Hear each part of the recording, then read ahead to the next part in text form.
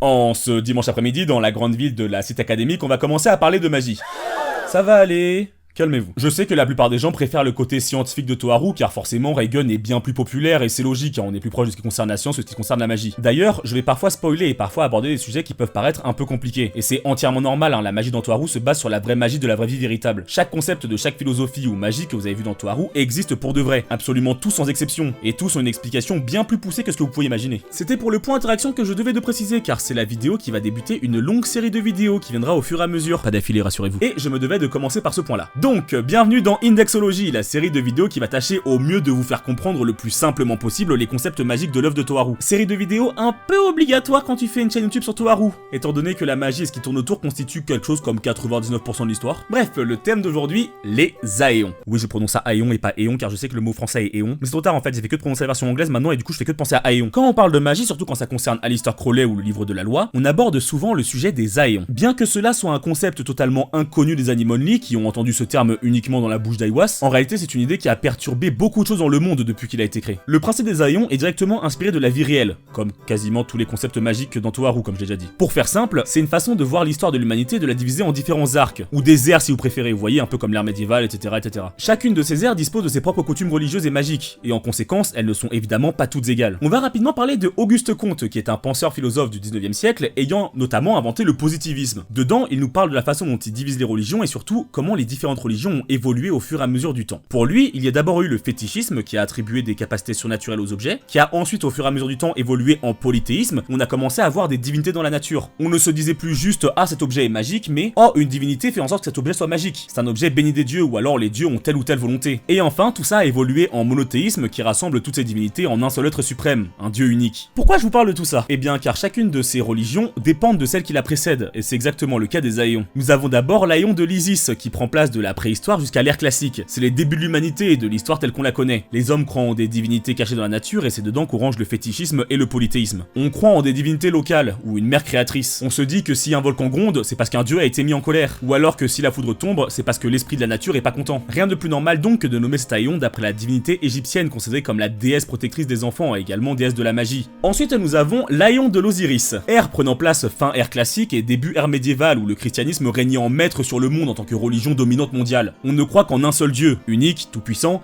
et c'est par lui que tout se fait, et si on voit l'œuvre de quoi que ce soit, c'est par lui que cela a été fait. D'ailleurs, quand je parle de christianisme, j'englobe également le judaïsme et l'islam. Mais dans Toharu, on parle surtout du christianisme étant donné que c'est la religion principale abordée dans l'œuvre, et celle qui possède même encore aujourd'hui le plus grand nombre d'adeptes. En réalité, on devrait plutôt parler des religions abrahamiques plutôt que juste parler du christianisme, mais c'est comme ça. Pour une période visant beaucoup sur le paradis et l'enfer, tout ça, d'autant plus une période basée sur l'image de la masculinité supérieure à tout avec une image d'un dieu unique masculin, il est logique également que cet Aéon soit celui de Osiris, étant donné que dans la mythologie égyptienne, c'est le dieu roi et de l'au-delà. Et enfin, nous avons l'Aéon de l'Horus, ère qui a déjà commencé d'après Aleister Crowley et qui signe à la fois le déclin du christianisme et le moment où l'humanité entre dans une période de réalisation personnelle et d'actualisation de soi. L'humanité va se redéfinir selon des codes nouveaux. Pour ceux qui veulent savoir, c'est, sans évidemment qu'il y ait de lien avec les Aéons, le sujet principal de Friedrich Nietzsche, avec la philosophie du surhomme nietzschéen, qui est celui qui se redéfinira et affirmera sa volonté de puissance face au dernier homme nietzschéen, qui est celui acceptant son absence d'ambition et ne cherche rien d'autre que son propre bien-être et sa sécurité. Une bonne opposition entre les esper et la magie en somme. Les Aéons sont, comme vous l'avez remarqué, comme je vous l'ai dit, nommés d'après les divinités égyptiennes et c'est entièrement normal. Toujours dans la vie réelle et également dans Toharu, car si un truc s'est passé dans le monde réel généralement, ça s'est également passé dans Toharu. Bref, à un moment, comme tout religieux qui pousse ses recherches un peu loin, Aleister s'est retrouvé face à un mur. Il n'y avait rien de plus à apprendre ni à chercher. Alors il voyagea pour voir comment étaient faites les religions des autres continents et voir si ça permettrait de combler les trous de ses connaissances. Ainsi, à travers ses excursions et sa rencontre avec Aiwass en 1904 qui le poussa à écrire le livre de la loi et à instaurer le principe des Aéons, il ramena tout ça dans son ordre religieux qui ne l'acceptèrent pas facilement quoi. Et en même temps, comme le dit Thomas,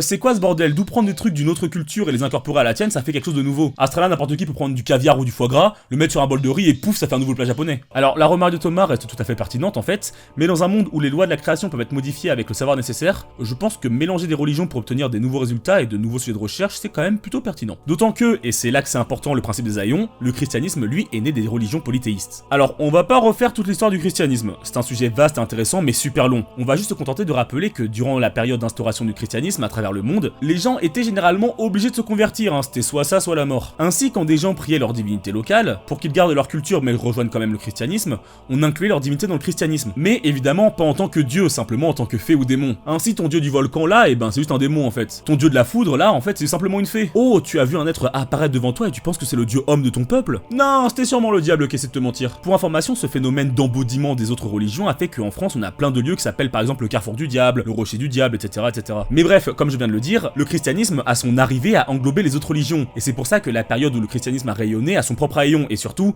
domine l'haïon de l'Isis. Comme je l'ai dit, chaque haïon dépend de son précédent. Mais un sort d'un ancien haïon peut être moins effectif sur son suivant selon le sort employé, et à l'inverse, un sort d'un haïon avancé peut surclasser une magie d'un haïon précédent en fonction de l'histoire qu'ils ont. Ça veut pas pour autant dire qu'une magie issue d'un haïon plus ancien ne marche pas, hein, ça serait bête, et surtout ça n'aurait aucun sens par rapport à certains événements. En mise en pratique, qu'est-ce que ça veut dire dans Toaru? Eh bien, c'est simple. Si par exemple le sort Turn into a Fairy qui transforme une divinité mythologique en simple fée fonctionne, c'est exactement pour la raison que je vous ai cité. Le christianisme transformait dans l'esprit des gens les divinités et esprits en démons ou fées, et le christianisme est situé dans l'haïon de l'Osiris, tandis que les Magic Gods, malgré leur quasi-omnipotence, leur immortalité et leur infinité, viennent des mythologies polythéistes qui prédatent le christianisme et donc font partie de l'haïon de l'Isis. Donc oui, même un sort de base créé par un humain marche sur un dieu, parce que l'histoire a fait que c'est comme ça, et principe de l'idol théorie, que j'expliquerai, vous inquiétez pas un moment ou un autre, et bien c'est comme si on réappliquait l'entièreté de l'histoire avec ce sort-là. Un sort qui va, tout comme à l'époque on transformait les divinités en fées, transformer un Magic God en une simple petite fée. Autre explication également, si Aiwas dit à Accélérateur que son pouvoir ne marche pas face à lui, c'est car Aiwas vient de l'haïon de l'Horus, alors que Accélérateur lui est coincé dans une vision chrétienne du monde. Pas parce qu'il est croyant, hein, non, Accélérateur est entièrement athée, mais parce qu'il a une vision du monde qui divise de façon dithyrambique les actes entre le bien et le mal, comme s'il y avait forcément des choses bien et forcément des choses mal, comme si le monde était tout noir ou tout blanc. Une vision du monde très chrétienne que l'on connaît assez dans notre monde moderne, étant donné que c'est une idée qui est ancrée dans notre société occidentale qui a beaucoup de traces chrétiennes. Mais donc oui, durant le clash entre Aiwas et Accélérateur, la question n'est clairement pas que Accélérateur est moins puissant, mais que sa vision du monde est biaisée, qu'il ne remet pas en question la façon dont il envisage les choses, ses actes et ce qui l'entoure. Et c'est parce qu'il est inférieur spirituellement à Aiwas et que sa vision des choses n'est pas assez grande qu'il n'a aucune chance de le battre. La magie, c'est avant tout un jeu de logique où il faut que ta logique domine celle de l'adversaire, que tu ailles plus loin que lui, et en conséquence tu domineras aussi bien ton adversaire que le monde qui devra se soumettre à ton point de vue. Et c'est d'ailleurs ce qu'incarne l'haïon de l'Horus tout ça. Une revisite de tout notre système moral et philosophique au profit de quelque chose de plus humano-centré. Reprendre son destin en main et incarner le surhomme nietzschéen. Devenir son propre tout et imposer sa réalité personnelle au monde qui nous entoure. Et c'est peut-être ainsi que l'on pourra éveiller notre véritable volonté et que l'on pourra peut-être atteindre le système.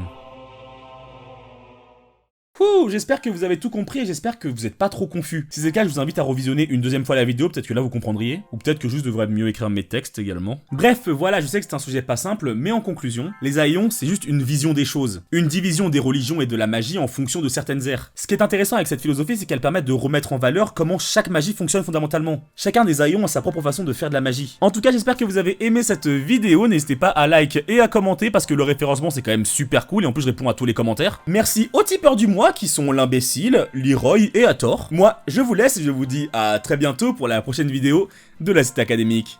Ciao!